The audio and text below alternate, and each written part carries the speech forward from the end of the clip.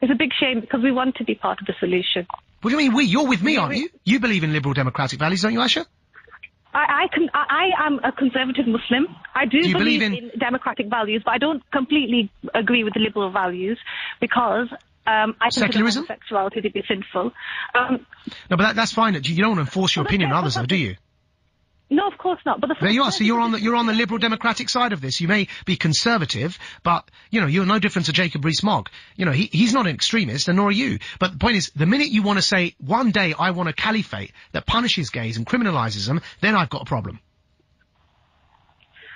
But that's not the issue. The issue is killing people. The issue do you aspire one day to a Sharia state that will criminalise and outlaw homosexuality?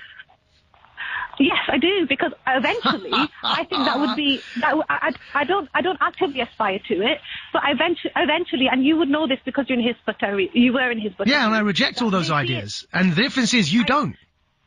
Would you? Okay, you aspire to one day. You aspire to a caliphate that would criminalise and punish homosexuality. What about adultery? Do you aspire one day to a Sharia-compliant state that punishes adultery? If the necessary, the principles were in place, and then I would agree with that. But with punishing adultery, of course, I think adultery is disgusting. Yep. Okay, and what's the punishment? Okay, so. Look, as someone who's grown up in this country... No, don't look me, Aisha. If those ideal Sharia conditions are met, as you've just said, what should the punishment for adultery be? I'm not trying to evade your question. Stoning to death. I'm not trying to evade your question. You believe in stoning people to death?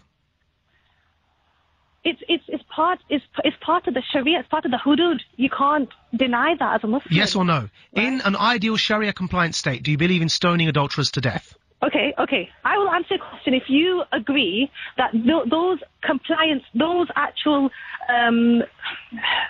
the boundaries of what you need to prove, the burden of proof is so high that it would never actually be done, right? If you agree with an ideal, when the burden of proof is met and all the Sharia conditions are complied with, in an ideal Islamic state, do you endorse the stoning of adulterers to death?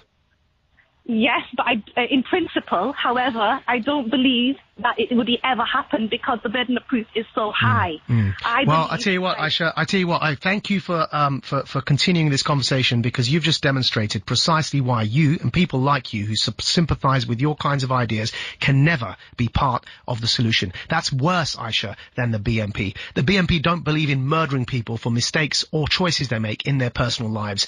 Sometimes they're not even mistakes, like so-called apostasy laws and blasphemy laws and punishing people for leaving the religion. That's free choice.